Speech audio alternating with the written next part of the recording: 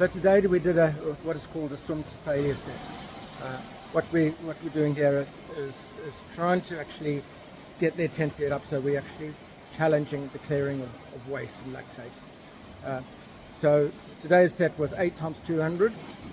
It was at 4 minutes for the swimmers in the pool. That could be longer for slower swimmers, or even shorter for really fast swimmers. But what we're trying to do, if I can, that chart there, as we actually increase intensity, at some points the waste that builds up, particularly the lactate and other materials, we can't clear them fast enough, and that's what slows us down.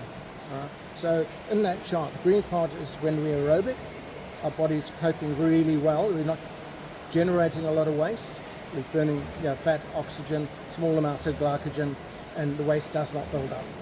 At some point, as we raise intensity, we generate more lactate, more waste, and if the body's battling to clear that, it slows us down. It's not always about muscle, etc. Sometimes it's around the waste that we're not clearing that slows us down. Now, to move that needle so aerobic, we can actually clear waste for longer and get more intensity and clear waste, we have to challenge the waste removal system. When we go to the gym and we want to build muscle, we actually exercise to failure. So we do like 3 times 6 sets, but when we get to the third set and the last reps, we actually almost want to take it right to the point of failure, if not fail. As we challenge that waste system, as we in these intervals, I don't mind if on these 200s, if they get to 6, 7, and their time starts reducing. As you can see there, the swimmers, one of the swimmers got to about 5 and started fading, and the other got to 7, and you can see the time drop off. What we've established is their point to failure, where the lactate's built up that much that they needed to slow down to cope with it.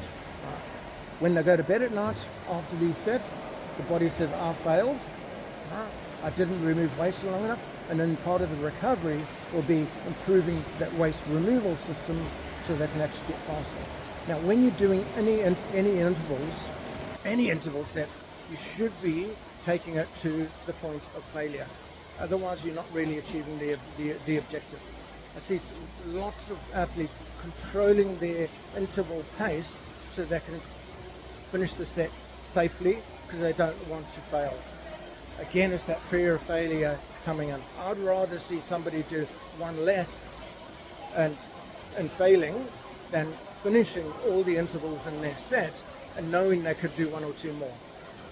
They're not going to really achieve the most out of the session.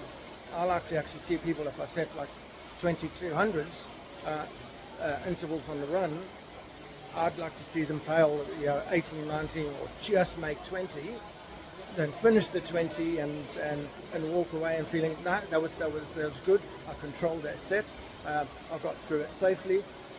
They're not going to get as much as the person who really struggles in that last 2 to make it. So if they're ever doing intervals, you should be thinking around controlling a pace that you just risk that you're not going to finish the set.